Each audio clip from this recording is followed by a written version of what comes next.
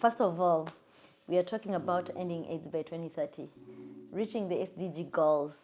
That means we only have 7 years now to go. So we need to ask ourselves, are we able to make it within the 7 years? And then taking into consideration COVID-19 pandemic, which has really disrupted some of the services. I know some of the gains has been disrupted, and then we need to make sure that we double our efforts. So this NFM4, it's the one that is going to make sure that it sets the pace now to show us, are we going there? Are we going to make it? So we need also to make sure that in this NFM4 countries needs also to consider about the pandemic preparedness, because COVID came and surprised us, and we are talking about ending all the 3 diseases by 2030, achieving the SDG goals by 2030. So we need to think, what do we need to do differently? And then how do we also get prepared for the pandemic that may come in the next future?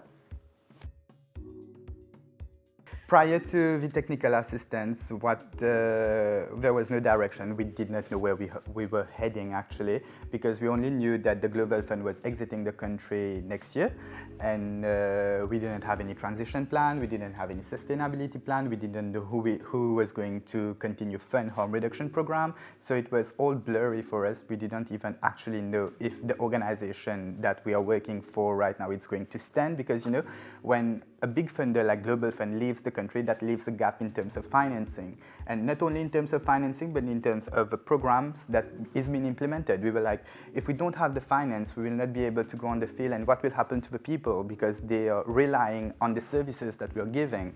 But that was a great story, actually. I have been contacted by Vienna on LinkedIn. And when I got the message, I was like, okay, I don't know what this is about. I really don't know, because I actually didn't know about the technical assistance. And then I got the meeting with them, and you guys like explained to us how it is. It was like, wow, we are really supported. We have the NSO here, which is giving us the support. So we were like, that's really interesting. And then from when we had the first meeting till now, that was really fast with the Global Fund chipping in, and they were like, oh, there's an issue in Mauritius, we need to come. They came to Mauritius and did a visit, and they were like, yeah, this TA is important, yeah, we need to do this.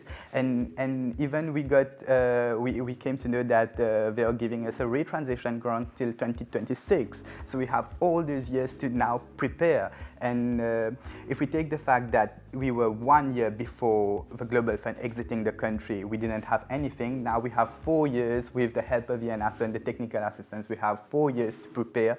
This is really great. Ghana has now been focusing a lot on young people. I think we develop our program and we just develop it for adults.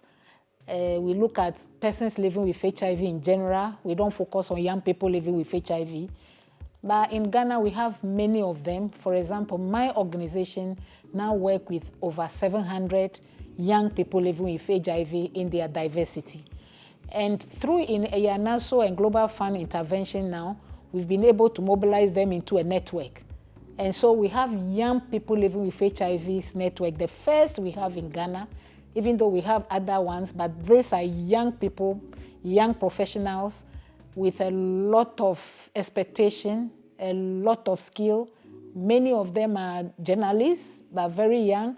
Some are entering into law, and many of them, and it is through this EANASO support and the TA that we've been able to mobilize them. And we are so grateful to EANASO, and we are very, very grateful to Global Fund for giving us that opportunity.